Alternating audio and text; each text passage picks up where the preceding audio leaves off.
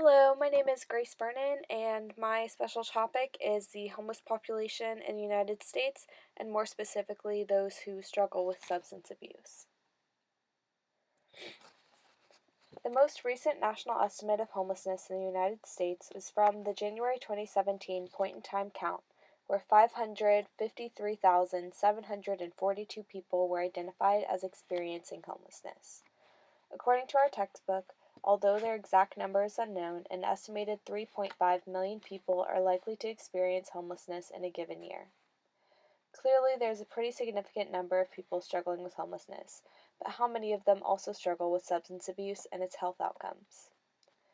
The World Health Organization defines substance abuse as referring to the harmful or hazardous use of psychoactive substances, including alcohol and illicit drugs. Studies have reported alcohol disorders as observed in as many as two-thirds, and drug disorders in just under one-half of homeless adults. A second study reported prevalence rates for alcohol problems in up to 86% of the homeless population, and rates for drug abuse in up to 70%. A 2008 survey by the United States Conference of Mayors asked 25 cities for their top 3 causes of homelessness. Substance abuse was determined as the single largest cause of homelessness for single adults. Substance abuse was also mentioned by 12% of cities as one of the top 3 causes of homelessness for families. Two-thirds of homeless people reported that drugs and/or alcohol were a major reason for their becoming homeless. In many situations, however, substance abuse is a result of homelessness rather than a cause. People who are homeless often turn to drugs and alcohol to cope with their situations. They use substances in an attempt to attain temporary relief from their problems. In reality, however, substance dependence only makes their problems worse and decreases their ability to achieve employment stability and get off of the streets. Additionally, some people may view drug and alcohol use as necessary to be accepted among the homeless community. So, what's being done to help this population? There are numerous charities, nonprofit, religious, and federally funded organizations dedicated to supporting and providing living essentials and healthcare services to the homeless. However, demand far outweighs supply. For example, the National Association of State Alcohol and Drug Abuse Directors estimated that in 2005, over 19.3 million people needed and did not receive addiction treatment services. The largest factors that prevented people from being treated were the high costs and lack of insurance. Since many homeless people do not have health insurance, substance abuse treatment may be unattainable. Other barriers to services include long waiting lists, lack of transportation, and lack of documentation. In a study published by the American Public Health Association, predisposing and enabling factors were shown to be significantly related to the utilization of formal substance use treatment among those with a recent diagnosis of substance dependence.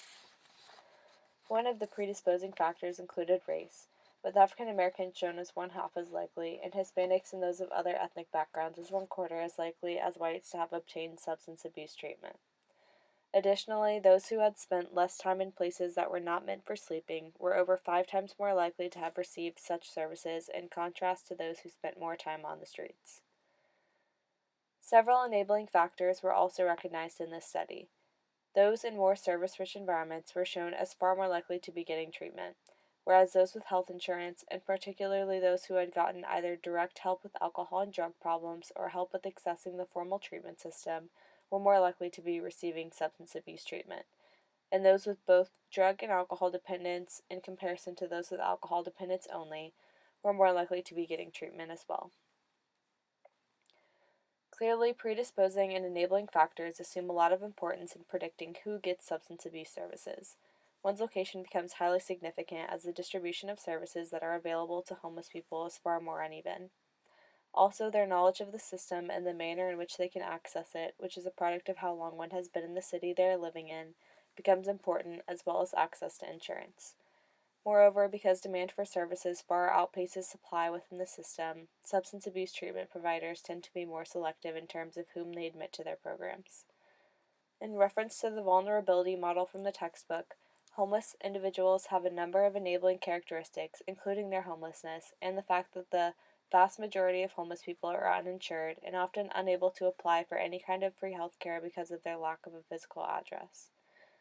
They are also at particular risk for poor health in multiple facets of life, as well as poor access to health care and low quality health care, and these disadvantages are compounded by abuse of psychoactive substances, which contribute to the worsening of physical, psychological, and social health.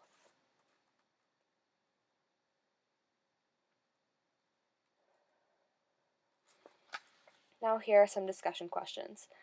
What can be done to incentivize providers to cover substance abuse treatment? And how could insurance be made more accessible to the homeless population?